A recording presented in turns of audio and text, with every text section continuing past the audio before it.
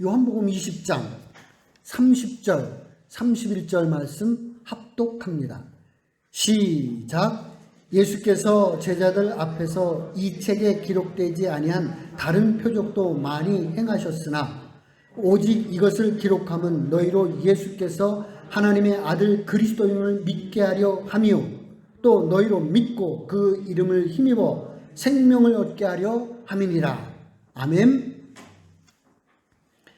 이제 요한복음은요, AD 100년을 전후해서 쓰여졌습니다.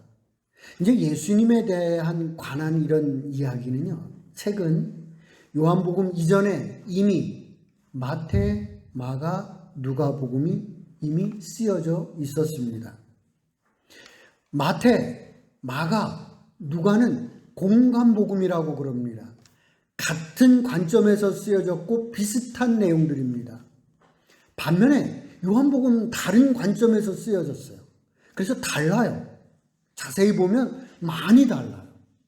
그래서 사복음서 내지는 복음서라고 요한복음은 별도로 부르게 됩니다. 30절 말씀 볼까요? 이 책에 기록되지 아니한 표적도 많이 있다고 했습니다. 요한복음에서 중요한 단어 중에 하나가 이 표적이라는 단어입니다. 7개의 요한복음에는 기적이 나오는데요. 공관복음에서는 기적이라고 그래요. 근데 요한복음에서는 기적이라고 얘기하지 않고 표적이라고 한다는 거예요. 그러니까 표적, 어떤 예표, 사인이라는 거예요. 어떤 사인을 주고 있다는 거예요, 이거는. 그러니까 예수님만이 하는 이 일은 신만이 할 수 있다는 거예요. 이 기적의 일들은 사람이 할 수 있는 게 아니에요. 신이 할 수 있는 거라는 거예요. 그래서 예수님이 이렇게 한다는 거는 뭐예요? 이분이 하나님의 아들이라는 표라는 거예요. 이게. 표라는 거예요. 그래서 우리 사람들이 예수님 따라서 흉내를 내요. 죽은 지 3일 만에 살아난다고 막 그러고요. 무리를 걷고, 그거는 미련한 짓이에요. 여러분의 믿음으로 되는 게 아니에요. 그거는 누구의 영역이라는 거예요? 신의 영역인 거예요. 하나님의 영역이라는 거예요. 지금 예수님께서 만들어내는 이런 기적들은 신만이 할 수 있는 표적이다, 사인이다. 그래서 예수님은 하나님의 아들이다 라는 이야기를 하기 위해서 7개의 기적을 표적이라는 단어로 쓰고 있다, 그런 얘기입니다.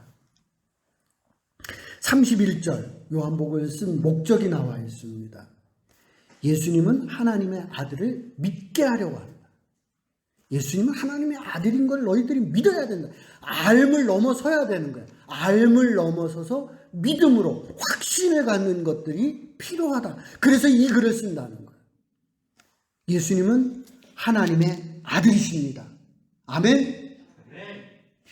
예수님을 하나님의 아들로 믿으면 그 이름에 힘입어서 여러분에게 생명이, 영생이 주어질 줄로 믿습니다. 여러분에게 영생이 있습니다. 아멘. 여러분들은 새 생명을 얻은 거고, 여러분들은 그 새 생명 때문에 어디까지? 영생까지 가게 될 줄로 믿습니다.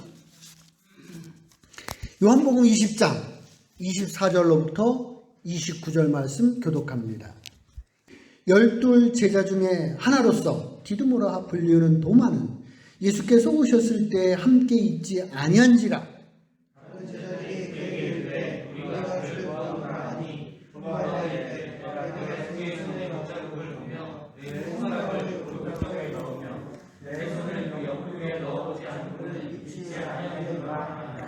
여드레를 지나서 제자들이 다시 집 안에 있을 때에 도마도 함께 있고 문들이 닫혔는데 예수께서 오사 가운데 서서 이르시되 너희에게 평강이 있을지어다 하시고 도마에게 이르시되 내 손가락을 들이며 내 손을 보고 내 손을 내밀어 내 옆에 넣어보라. 그리하여 있는 자가 있는 자가. 도마가 대답하여 이르되 나의 주님이시여 나의 하나님이시니이다.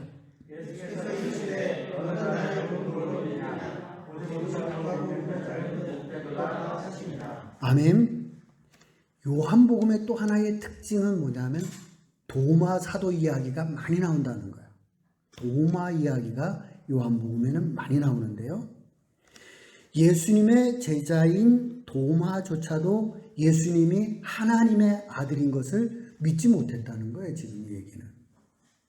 도마의 생각은 이렇습니다. 내가 예수님이 죽는 거를 봤어요. 십자가에서. 장사 지내는 것도 봤어요.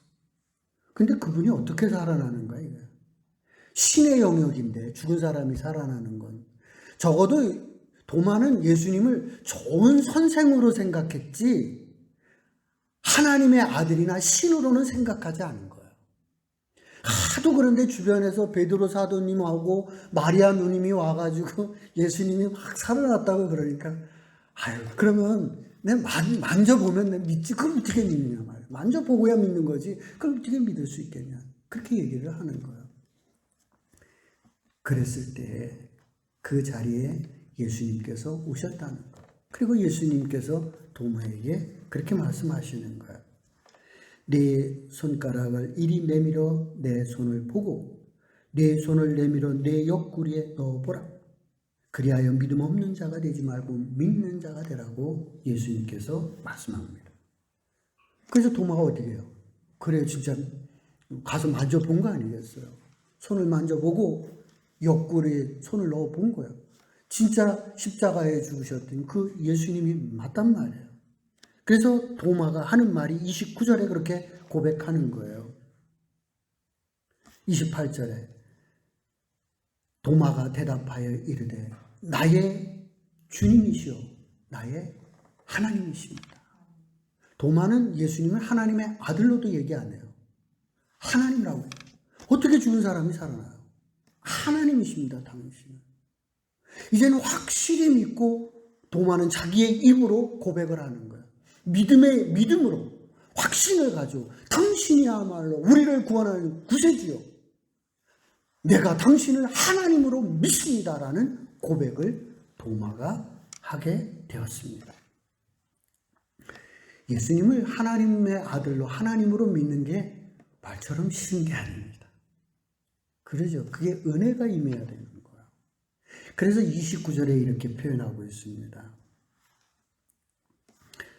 예수께서 이르시되 나를 본고로 믿느냐 보지 못하고 믿는 자들은 복되도다 하시니라. 지금 이것은 도마에게 한 말이기도 하지만 누구에게 하는 말이에요? 요한 공동체에게 하는 말이에요. 요한 공동체는 예수님이 부활하시는 거 봤어요? 못 봤어요. 근데 예수님을 믿고 있잖아. 그러니까 그들을 향해서 뭐라 해요? 너희가 복되도다. 보지 않고 믿는 너희들이 복되도다 하시오. 예수님을 지금 보지 않고 믿는 여러분이 복 있는 사람인 줄로 믿습니다. 여러분들에게 하나님의 은혜가 임해서 여러분이 예수를 그리스도로 하나님으로 고백하게 된 줄로 저는 믿습니다. 은혜가 임하지 않고는 예수를 그리스도로 하나님의 아들로 고백할 수 없다는 거예요. 여러분들에게 하나님의 은혜가 임했기 때문에 여러분이 예수님을 그리스도로 하나님의 아들로 고백해 가게 된 줄로 믿습니다. 여러분들은 복 있는 사람입니다. 아멘. 믿으십시오. 여러분은 하나님의 자녀십니다. 믿으십시오. 예, 우리 시영이가 오늘 그러잖아요. 예, 자녀로 살면서 좀 누리면서 사세요. 하나님의 자녀로서. 막 세상에서 찌들리고 달달 볶여도 집에 오면 어때요? 엄마 아빠가 따뜻하게 대해주지 않아요? 그런 거예요.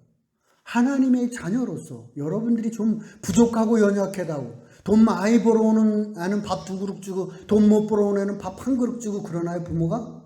안 그래요. 똑같은 거예요. 하나님께서는 여러분이 좀 잘났다고 해서 더 사랑해주고 여러분이 좀 못났다고 해서 하나님이 혼내고 그러지 않습니다.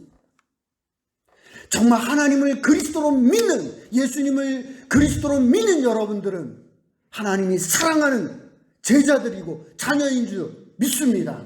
좀 누리며 살아가는 그런 성도가 되시기를 주의 이름으로 축복을 드립니다. 자, 이제 성경으로 다시 되돌아가겠습니다. 로마는 예수님을 반역자로 십자가에 처형을 시켰습니다. 로마는 기독교인들이 로마 제국에 대항하여 하나님의 나라를 세우려는 반역 집단으로 규정을 했습니다. 그래서 기독교인들은 모두 십자가 처형을 당하게 되는 것입니다. 근데 여기에 더해서 유대인들은 기독교인들을 향하여서 배교자 내지는 이단이라고 하면서 핍박을 가해오기 시작했습니다. 사도행전에 나오는 스데반의 사건은 바로 그 중에 한 예에 해당되는 겁니다. 유대인들마저 기독교를 이렇게 박해를 하게 되다 보니까 기독교인들은 설 자리가 없는 거예요. 그래서 예루살렘을 떠나서 각 세계로 흩어지기 시작을 했습니다. 그래서 안디옥으로, 에베소로, 인도로 많이 흩어지게 됩니다. 그래서 바울은 안디옥으로 가는 거고요. 요한은 에베소로 가는 거고요. 도마는 인도로 가게 되는 겁니다. 요한 공동체는 그 중에 한 무리였던 거예요. 그래서 사도 요한이 에베소에 피난을 갔습니다. 어머니도 같이 가죠. 예수님의 어머니도 에베소로 모시고 가게 됩니다. 근데 에베소에서조차도 유대인들이 박해를 하고 로마가 기독교를 박해해 옵니다. 요한 사도님도 그 박해 속에서 반모섬의 유배를 가게 됩니다. 그래서 어떤 이 에베소의 중심적인 핵심을 이루었던 정신적 지도자였고 이 기독교의 지도자였던 이 요한 사도님마저도 이제는 돌아가셨습니다. 이제 위기가 온 거라는 거예요. 이제 어떻게 해야 되느냐.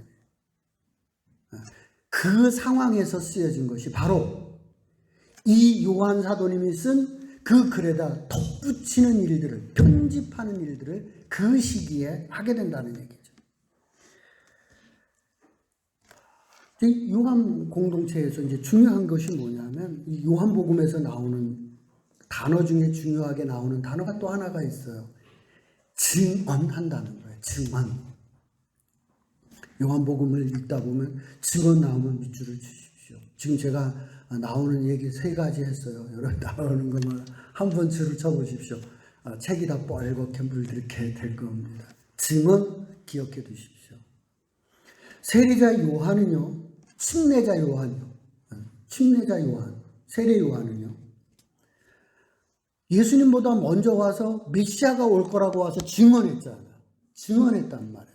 하나님께서 오실 것이다라는 메시지를 누가 전하게 되느냐면 세례자 요한이 나와 전한다는 거예요. 그래서 요한복음에는 세례자 요한 얘기가 길게 나와요. 아주 또 길게 나오게 된다는 거예요. 그리고 예수님의 제자 사도 요한이 예수님은 하나님의 아들이라는 것을 지금까지 증언했어요. 지금까지 증언했잖아요. 그런데 이제 그 사도 요한마저도 돌아가셨어요. 이제 누가 증언을 할 거냐. 누가 예수님은 하나님의 아들이라고 증언할 것이냐. 그 문제 앞에 놓여져 있는 거예요. 누가 해야 되겠네요. 누가 해야 되겠어요. 그래, 우리가 해야 되는 거 아니야. 사도 요한이 계시지 않으면 우리라도 나가서 예수님은 하나님의 아들이라는 증언을 우리가 해야 되지 않겠느냐 라는 것이 요한 공동체의 결이라는 말이죠. 그래서 그들은 요한이 썼던 그 글에다가 덧붙였으면서 우리가 나아가서 전도하자. 예수님은 하나님의 아들이심을 우리가 증언하자 라는 내용을 덧붙여 편집을 하는 것이 요한복음이다 라는 이야기입니다.